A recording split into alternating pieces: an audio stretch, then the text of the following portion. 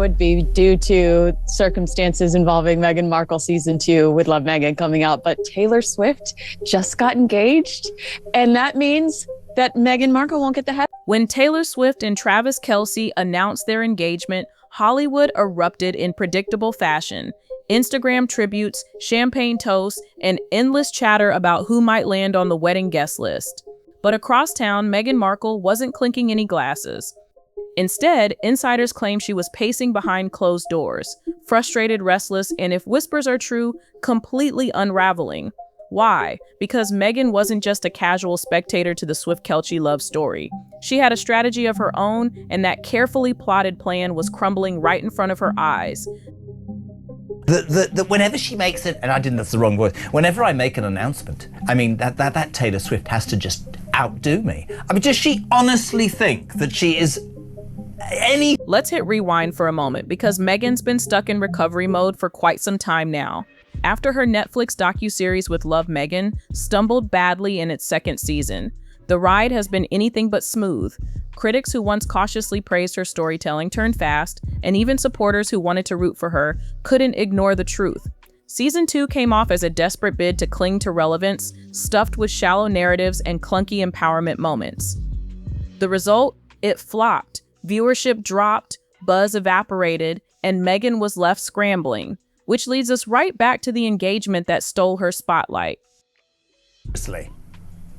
She does live in the land of Delulu, which, I mean, if you need proof, just watch season 2 of With Love Meghan. But yes, it was Rob Shooter that reported last week that Meghan Markle's big Netflix moment, the release of her, maybe it was 2 weeks. Reports suggest she ranted that Catherine was once again... Taylor and Travis's engagement didn't just make headlines, it smashed through the internet like a tidal wave.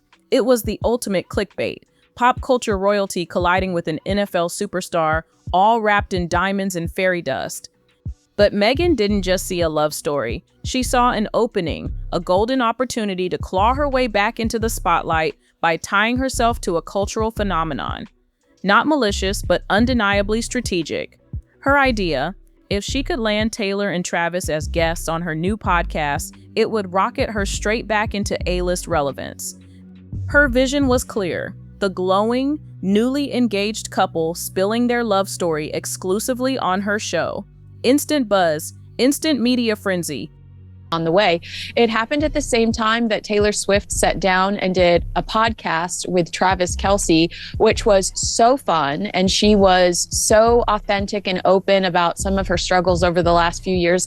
And it was a monster when it came to headlines, and it really just kind of completely consumed. Millions of ears tuning in, sponsors lining up. That was the dream, and it collapsed almost instantly.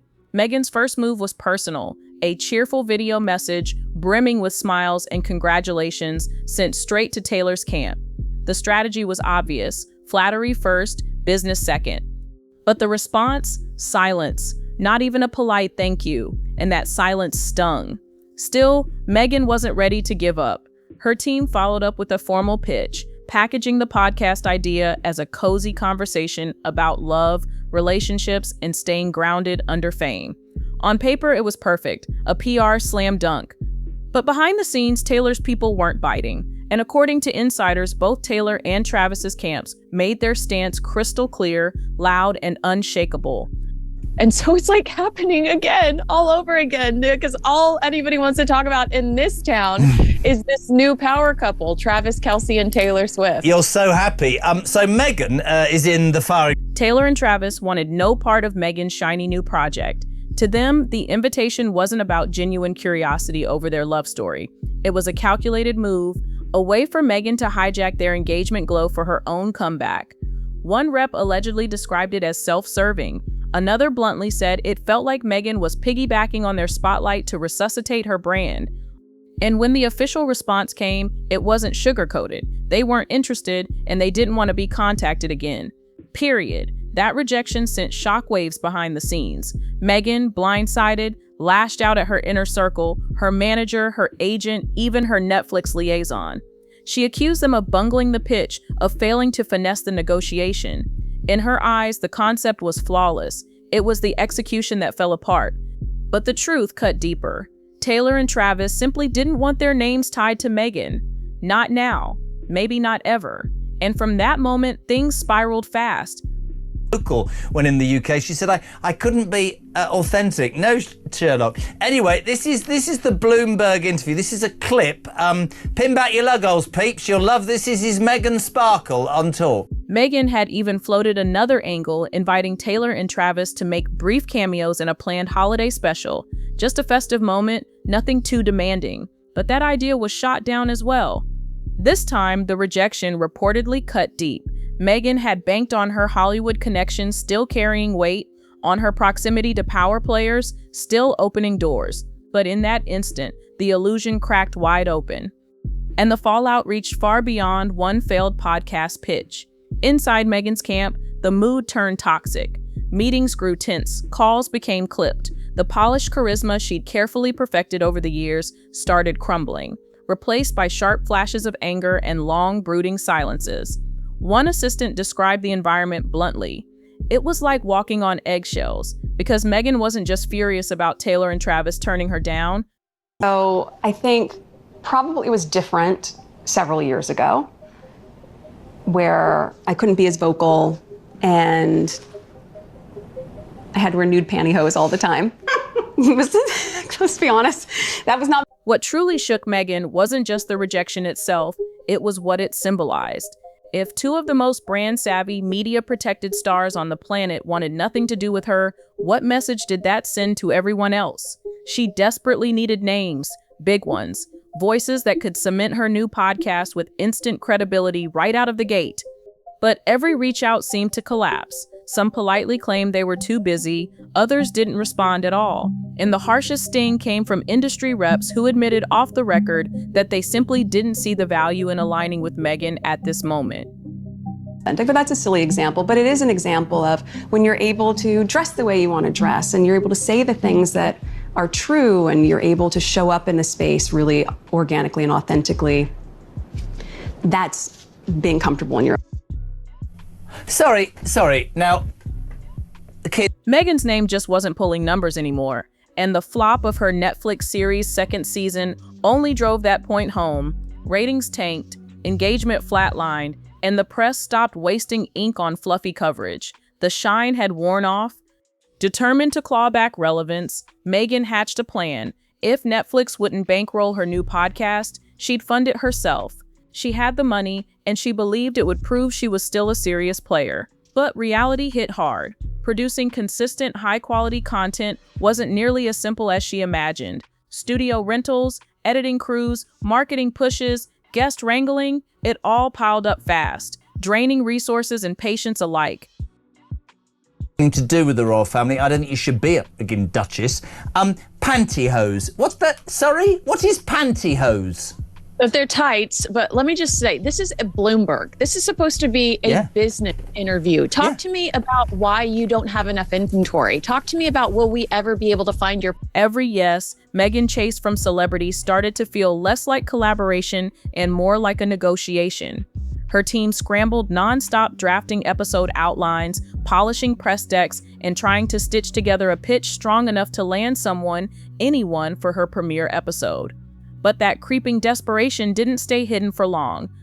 Soon, word spread across Hollywood, Meghan was reaching too hard. Insiders whispered that she was pressuring her agents to circle back again and again to stars who had already turned her down. The persistence looked less like determination and more like desperation.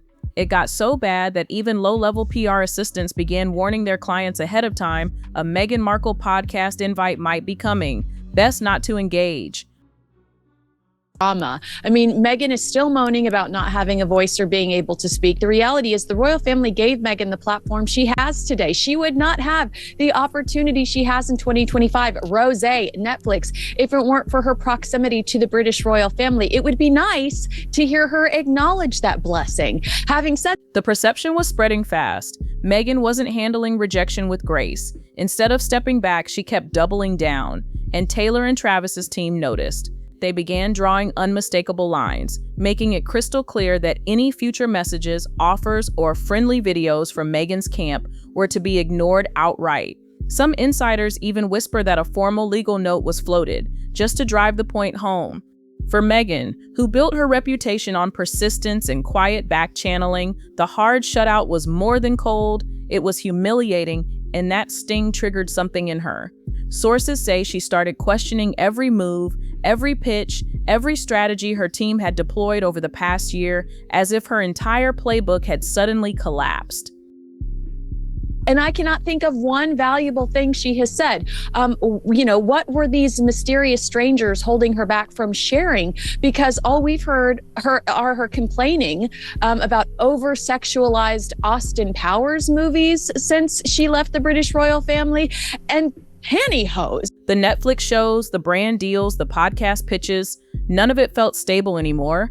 Meghan reportedly began wondering aloud if she should scrap the idea of collaborating altogether and instead build a solo media empire where she controlled every voice, every angle, every narrative.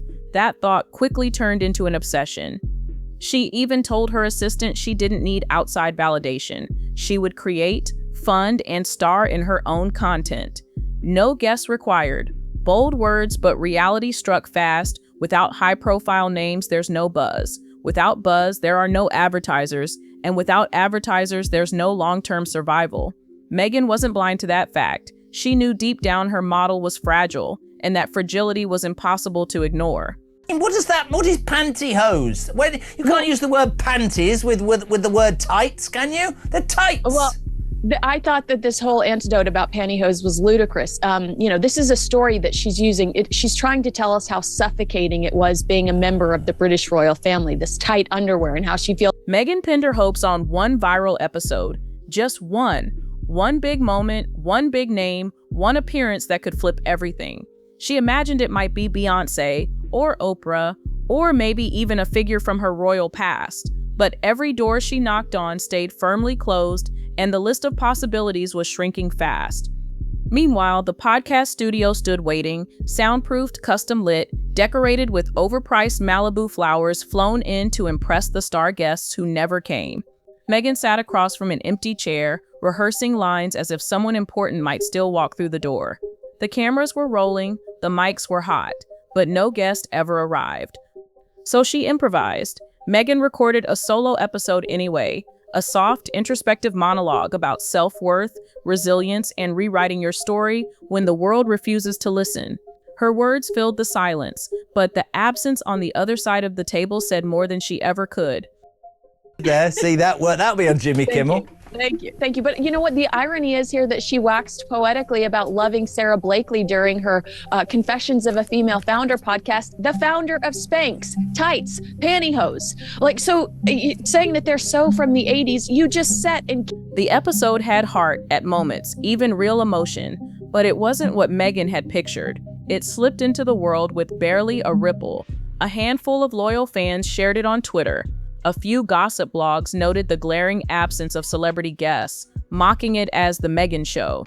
Even Spotify, once eager to back her with a blockbuster deal, didn't bother to push it. When the metrics came in after 48 hours, they weren't disastrous, but they weren't explosive either. No trending hashtags, no viral TikToks, just quiet, and that silence made Meghan furious, not at her dwindling audience, but at the industry itself, at the brutal way the game is played, at how quickly public fascination can turn into fatigue.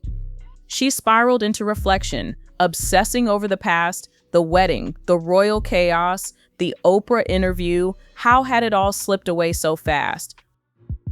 Sarah Blakely on your podcast, who's the founder of Spanx. You've done it again. You've done it again. A listener's just pointed out to me, you said waxed lyrical when you're talking about pantyhose. You see, you've done it again. This is getting better by the minute. She's insufferable, man, isn't she? She is. Back then, every step Meghan took echoed across the globe. Now she couldn't even get a reply from a PR intern on Taylor Swift's team. That frustration seeped into everything she touched. The holiday special she'd been planning, a glittering, star-packed celebration of love and generosity, crumbled completely. Without marquee cameos, it was reduced to Meghan in a festive sweater, reading stiff scripted lines. Netflix reviewed it and passed, bluntly saying it lacked market appeal. Her team begged her to salvage the footage for Instagram, but Meghan refused. She claimed it would cheapen the message, that it wasn't the vision she had sold. And as her plans unraveled in silence, the engagement of Travis and Taylor kept dominating the headlines, a spectacle she couldn't break into. Performance in London where she's not wearing tights. And there are a slew of other examples of Meghan not wearing tights as a member of the British royal family. Why are you still complaining about this? Also, when you think about it compared to the racism allegations, which neither you or I believe, Every new paparazzi snap of Taylor and Travis exploded into instant tabloid fodder. Wedding rumors ran wild, Etsy shops churned out themed merch overnight, and fans dissected potential venues like it was the premiere of a Marvel blockbuster. Meghan watched from afar, scrolling, unable to look away. She never confessed it out loud, but it haunted her, not because she envied their relationship, but because she used to be that headline, that buzz, that main character. Meanwhile, her world was shrinking, budgets were slashed, contracts quietly dissolved, team members slipping away. Some were simply exhausted, tired of spinning gold from silence. Others saw the writing on the wall and jumped ship to fresher talent. What remained was a skeleton crew of loyalists and high-priced consultants who couldn't stop the decline. So Meghan pivoted again. This time, the plan was a series of short-form documentaries, each one spotlighting a different unsung woman of impact. A noble idea, but would anyone watch? It was a noble idea, one that might have worked, but the reality was brutal. Production meant travel, access, licensing rights, and Meghan simply couldn't bankroll that kind of scale without a powerful partner. She pitched the concept to networks. The responses, polite, vague, non-committal. Some never came at all. Even her own publicist floated the idea of stepping back, take a year off, rebrand, return stronger. But Meghan refused. Disappearing meant irrelevance, and irrelevance was her greatest fear. The thought of slipping quietly into the background, reduced to a trivia answer instead of a headline, was unbearable. And so the camera stayed dark, the phone stopped buzzing. Meghan Markle, once the most talked about woman on both sides of the Atlantic, found herself sitting alone in a picture-perfect silence that no audience was watching.